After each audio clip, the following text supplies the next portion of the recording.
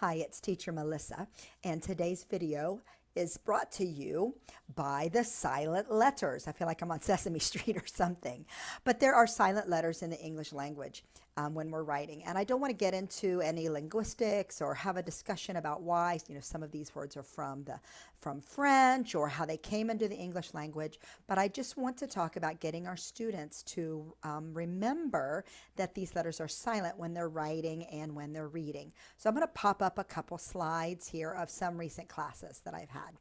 Okay, so in this first slide, you see I'm working with a student, and they've got two spellings here. This is early on in the levels when they're learning that there are silent letters to start with. So she just has to choose which one is the correct word. That's what the tips say. That's what she's supposed to do. Great. I'm going to extend a little bit to help my student get this into her memory. So I draw the big X. The red X is me. That's my pen color. I draw the big red X. And I am telling her to circle the correct word, but then put an X on the letter that is silent. Ashley, put an X on the letter that is silent. And you'll notice as she's doing this, I'm having her do the TPR along with me. She's reading the word, looking at the picture, choosing the correct spelling, marking out the X, and giving me a silent signal. Look at everything this student is doing that will physically, visually, interacting with the screen that's going to help them push this back into their long-term memory, which is where we want it to be, which is so difficult in learning a new language. So she's doing all of this and she's giving me the TPR. Now, this next student that I have, this is the next level up. This one's a level 5, I think. And he's just blending. He's already learned these. He's just blending. It's really just kind of a reminder, a review.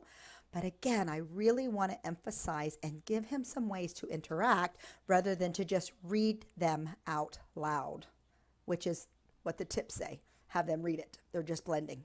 So again, I put the red X and I tell my student, read and tell me which letter is silent. Put an X on the silent letter, okay? And then he's putting the X and reading those. So he's marked out the W on the WR, the B on the MB, and the K on the KN, okay? So he knew these words. He could read them real easily. This isn't something I was really instructing him on, but that's okay. It's okay to take just a few extra seconds and give them another strategy to help them remember this when it comes up in their normal reading. Now, you can do this kind of thing anytime.